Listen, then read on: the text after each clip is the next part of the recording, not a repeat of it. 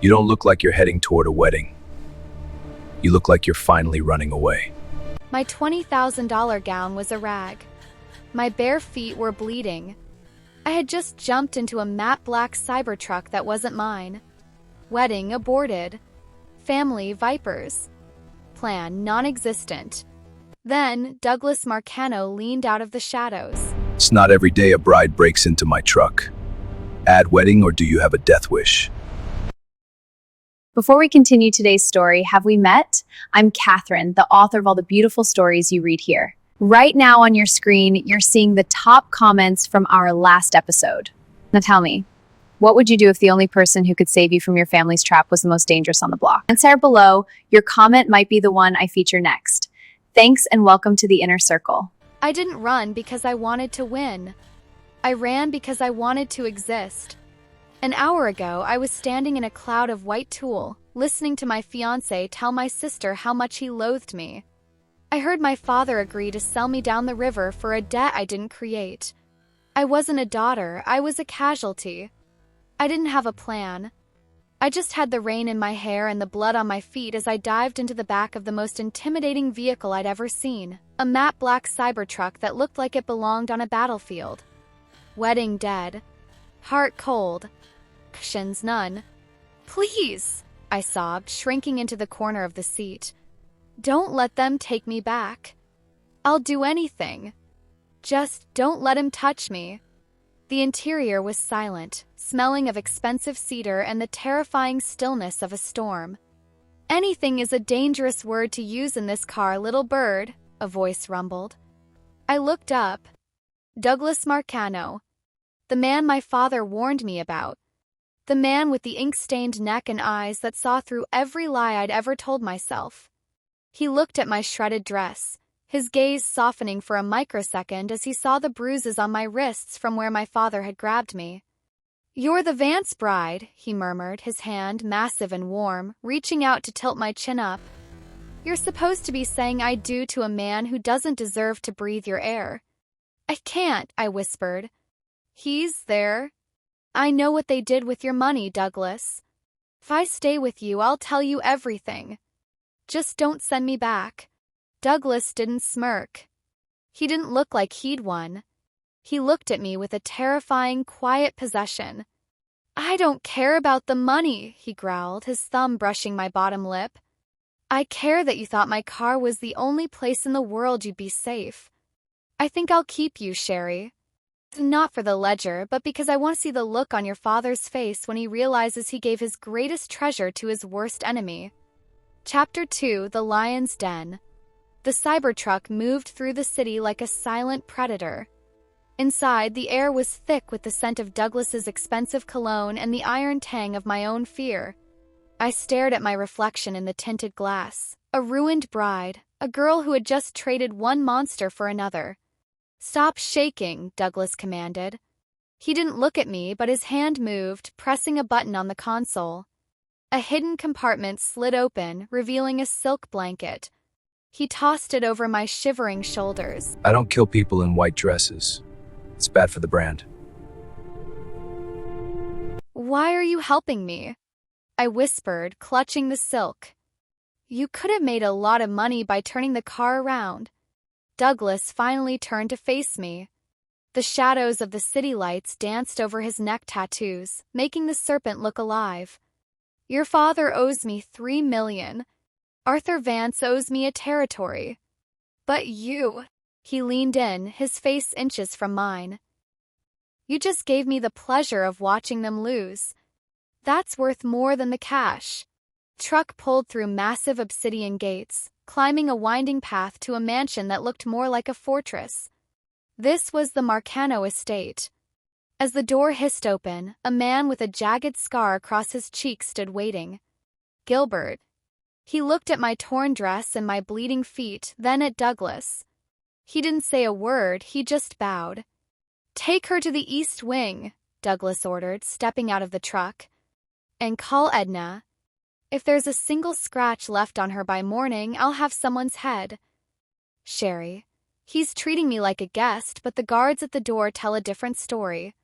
I need to know who's watching the gates tonight." Drop your name and city below. And answer me this.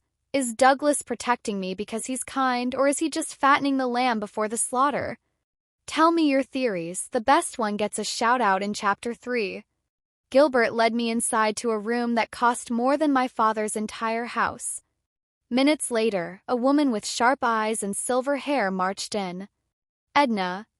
She didn't treat me like a victim, she treated me like a project. Tisk men, Edna muttered, dabbing antiseptic on my feet. They break things and expect us to glue them back together. You're the Runaway, aren't you? The whole city is looking for you, dear. Your father is telling the press you've been kidnapped. I wasn't kidnapped, I rasped. I escaped. In a Marcano car? Edna chuckled, her eyes softening. Child, in this world, that's just changing cages. Suddenly, the door swung open. Douglas stood there, having changed into a black silk shirt that hugged his frame. He ignored Edna and walked straight to the bed where I sat. He reached into his pocket and dropped a cold, heavy object into my lap. It was my engagement ring from Arthur. The diamond was cracked. He tried to follow the truck, Douglas said, his voice dropping to a dangerous register. I sent him home with a message. You don't belong to the Van Cess anymore, Sherri. You belong to the shadows now. He leaned down, his thumb grazing my jaw, his eyes burning with a dark, terrifying heat. And I don't share my shadows. Chapter 3, The Ledger's Lies. The sun didn't rise over the Marcano estate. It struggled through a thick gray fog that clung to the floor-to-ceiling windows. I woke up in silk sheets that felt like a mockery of the shredded lace I'd arrived in. My feet were bandaged, the throbbing pain a constant reminder that my old life was dead. I didn't have a suitcase. I had a borrowed robe and a secret that was going to get me killed. A soft knock at the door made me jump. It wasn't Edna. It was Gilbert, the scarred enforcer. He stood like a stone statue in the hallway, his shadow stretching across the plush carpet. The boss is in the study, he said, his voice a low grate. He's not a man who likes to be kept waiting for his breakfast. Or his answers. I followed him through a labyrinth of marble and dark wood. Every corner of this house whispered of old money and new blood. When we reached the study, the smell of roasted coffee and expensive ink hit me.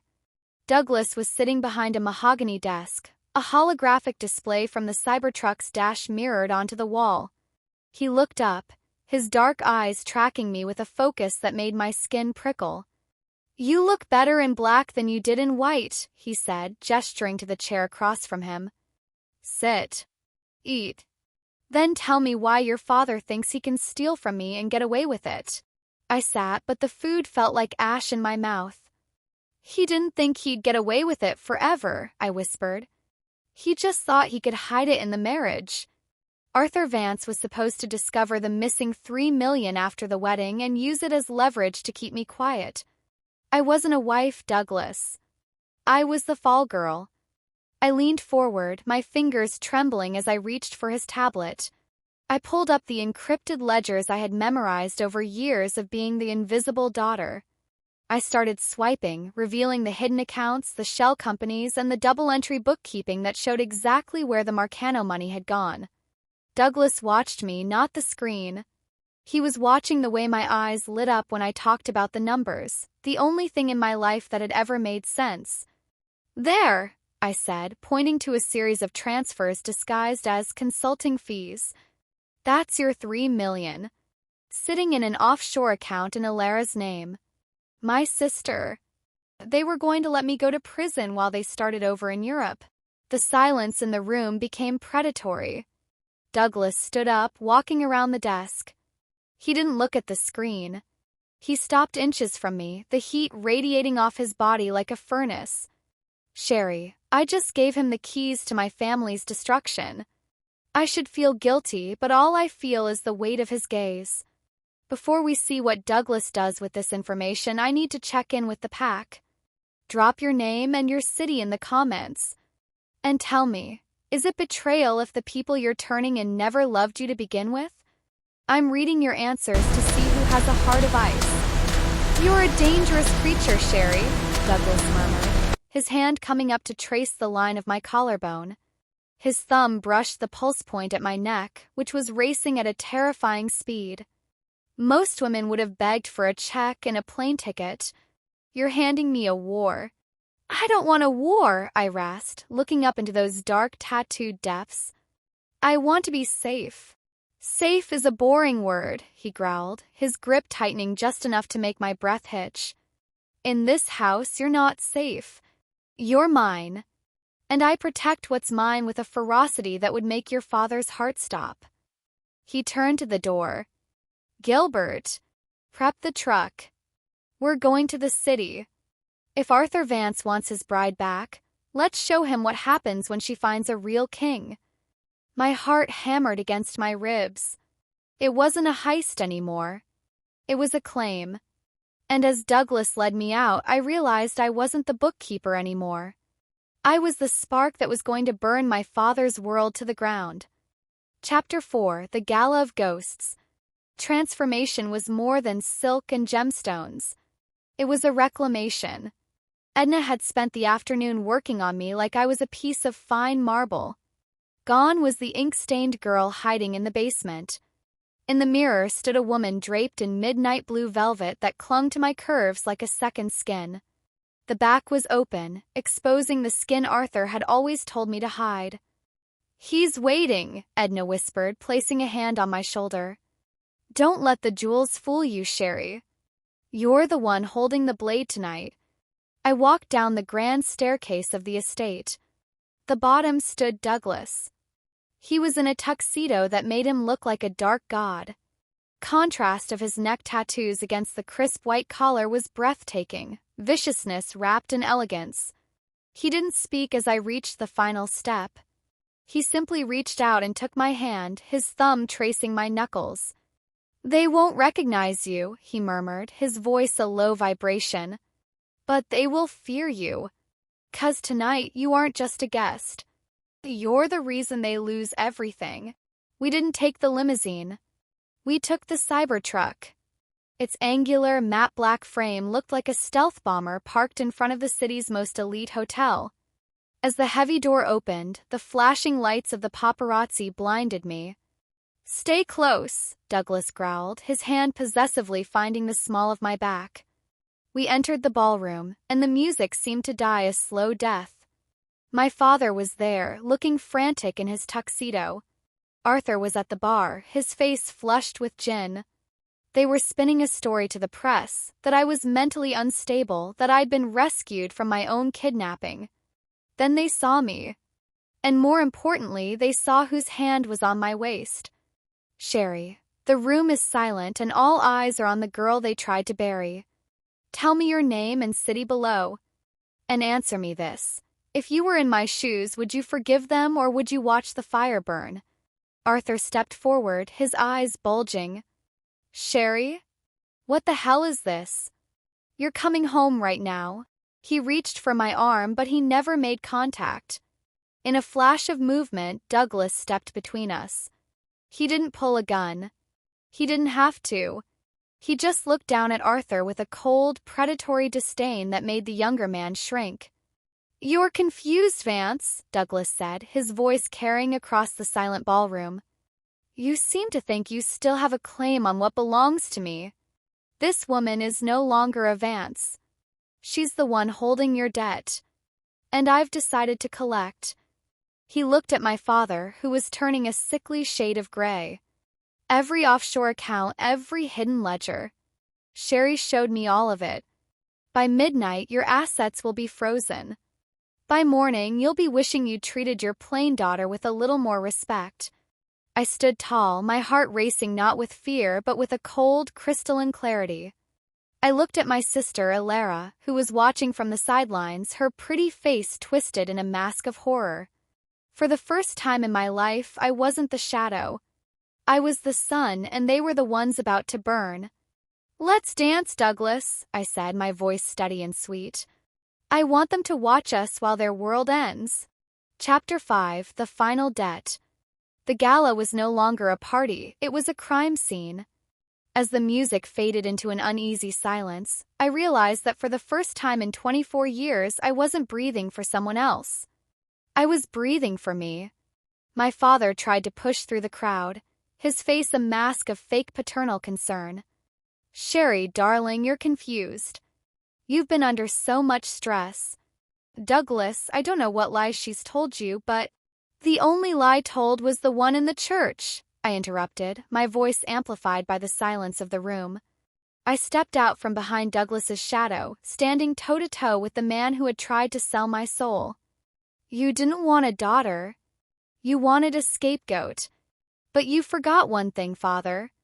You taught me how to read the books. And I read everything." Douglas stepped up behind me, his presence a wall of heat and steel. He didn't say a word, but the way his hand rested on my shoulder told the world everything they needed to know. The Van Cess were finished. My father was a ghost. "Gilbert," Douglas said, his voice quiet but carrying to every corner of the ballroom. "Ensure the authorities receive the decrypted files Sherri provided. Every transaction. Every offshore cent. I want the house cleared by dawn." Arthur Vance began to scream, a pathetic, high-pitched sound of a man losing the only thing he ever valued, his status. But as the security team led them out, I didn't feel the surge of hatred I expected. I felt nothing. They were small people. And I had found someone who made the world feel infinite. We walked out of the hotel, the cool night air hitting my face. The Cybertruck sat waiting, its stainless steel body gleaming under the city lights like armor. "Where to now?" I asked, looking up at Douglas. He didn't answer with words. He tucked a stray lock of hair behind my ear, his thumb lingering on my cheek. "Wherever you want, Sherri. Cage is open. You're free." I looked at the truck, then back at the man who had become my accidental asylum. "I think I'd like to see the view from the top of the Empire," I whispered. He smiled then, a rare, devastatingly handsome look that didn't reach the press, only me. "Then let's go home. The war is over, but my life is just beginning." Drop a heart in the comments if you cheered for the underdog tonight. And stick around because I have some secrets about Douglas and me that didn't make it into the main story.